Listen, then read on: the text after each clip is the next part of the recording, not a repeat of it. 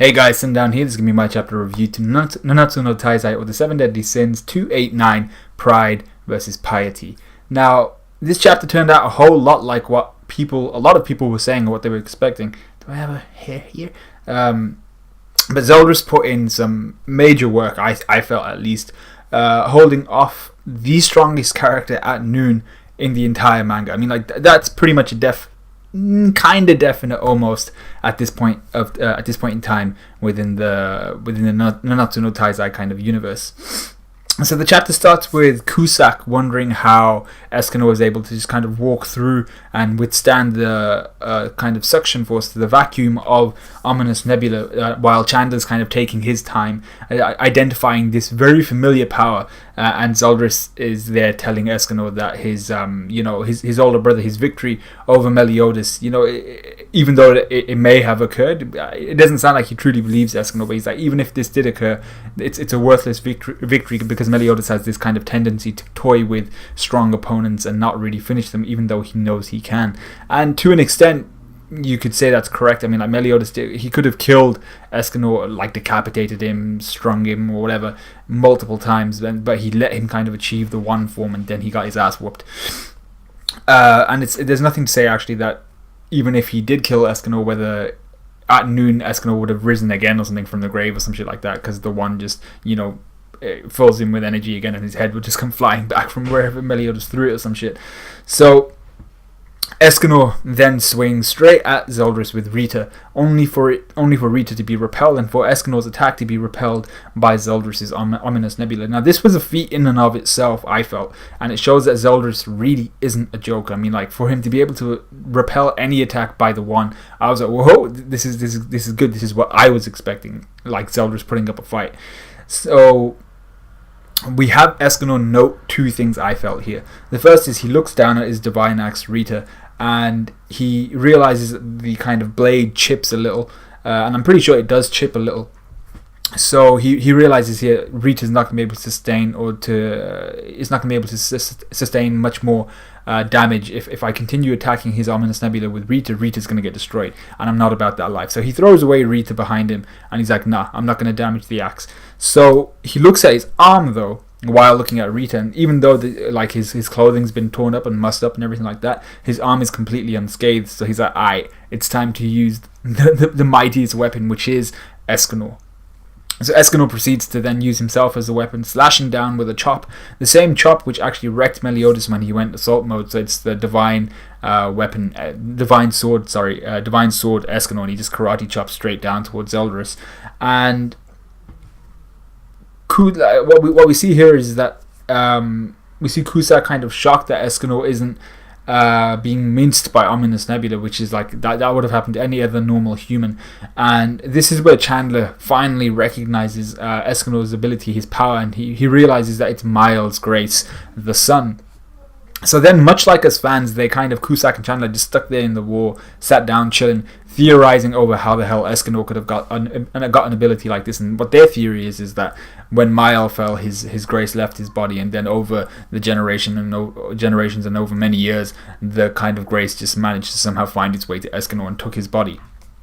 So, that's kind of a poor theory. That's kind of like one of my theories, and I think that's kind of, I feel like there should be something more to how Escanor was able to inhabit, or how the grace was able to inhabit Escanor's body. There's got to be more to it than that, and it's got to have something to do with the lady that Escanor had a flashback about. The lady that kind of helped him escape when he was deemed a monster by his kingdom.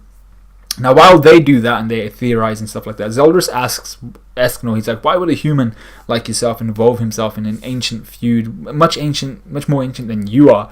This feud between clans. And Escanor simply responds, it's for the sake of my friends. And I was like, that's a really honorable thing to say. It's a really nice thing to say, but it even seems to slightly shock Merlin a bit. She hears it, and like there's an ellipsis, and she's like, oh, Escanor, that's nice. But for me, I feel like Merlin was a little bit confused, maybe a little bit shocked here, and I was a little bit shocked because Escanor really isn't the type of guy usually to simply fight for his friends. He might help out his friends in kind of like a really bigoted and kind of prideful way, like he'll just like slap him, like move aside, I'll do it, something like that. But he doesn't go out of his way just to help his friends. You know, he fights for himself, his pride, and for Merlin. 3 things usually. Now, whether he's had a change of heart or whether the seriousness of this entire situation with Meliodas assuming 5 commandments and stuff like that, whether that's made him more protective over his fellow sins, and like just because he realizes that, you know what, people could actually die, my friends or the people I've been with for years could actually die this time around. Whether that's made him more protective of his fellow sins, Escanor seems to be fighting for a higher cause than he normally does.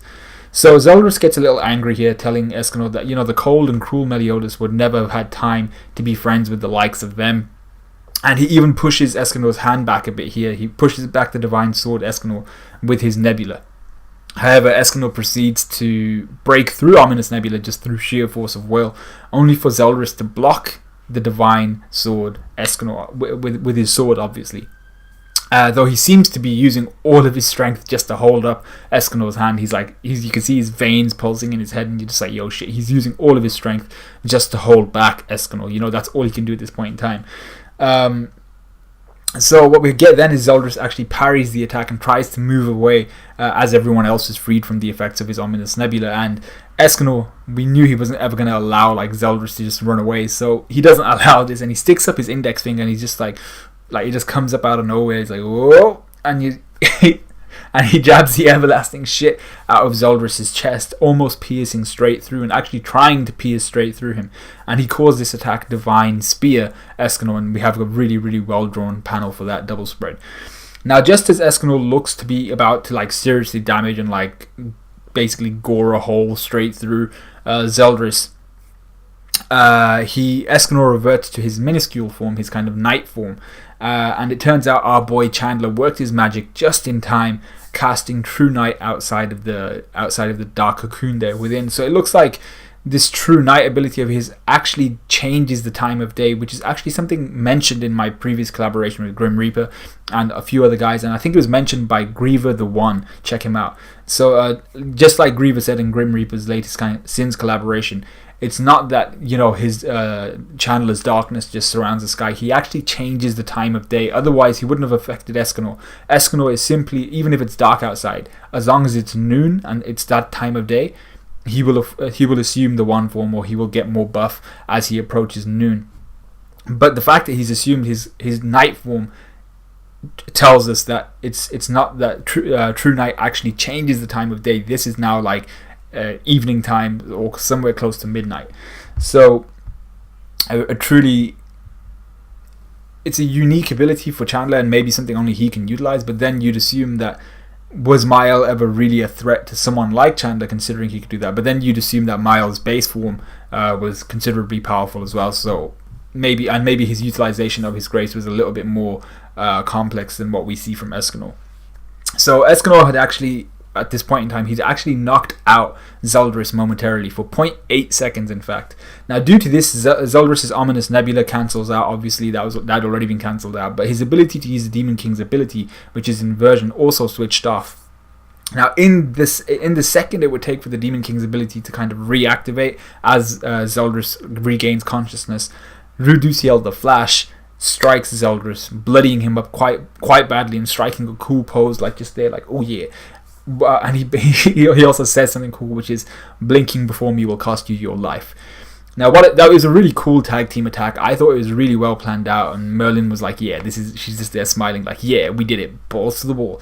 However, I refuse to believe that Zeldris, our boy Zeldris, is down and out, mostly because when we saw him regain his memories chapters ago, in regards to Mael and Esteros and who they are, he seemed fine. Escanor seemed fine. Everyone seemed fine, and he was just there holding his head like shit. Like, who is this guy? Like, Miles is not dead, and Esteros is not my brother. Stuff like that. So he seemed fine then. So I refuse to believe that Zeldris is like severely damaged. And like what I also assume is, much like the Archangels, Zeldris will recover mostly from the attacks and from the damage he's received with the aid of his darkness. But wow, I mean, like, Escanor truly is inconceivably strong whilst in the one form, but we assume Meliodas currently should be considerably stronger than Zeldris is currently, even with all of his power released. So that would be a fight to see, like full power Meliodas versus the one Escanor. Considering Zeldris was able to at least guard against Escanor, it sounds like it would be a good fight, or at least on paper it would be a good fight. But you never know. The one is just like he seems to be crazily strong. I was one of the guys in this last kind of collaboration with Grim and all of the guys there, saying that Zeldris stands a chance. He might actually put in some work. He might damage the one, but he didn't even he didn't even scratch the one. That's that's the reality of what happened. But yeah, a little bit disappointed for Zeldris, but it's what can you do against the kind of epitome of strength in the one. So let me know what you guys thought of this chapter. Let me know what you guys thought of this review. Like, comment, subscribe, all of that good stuff, and I'll see you guys in a bit.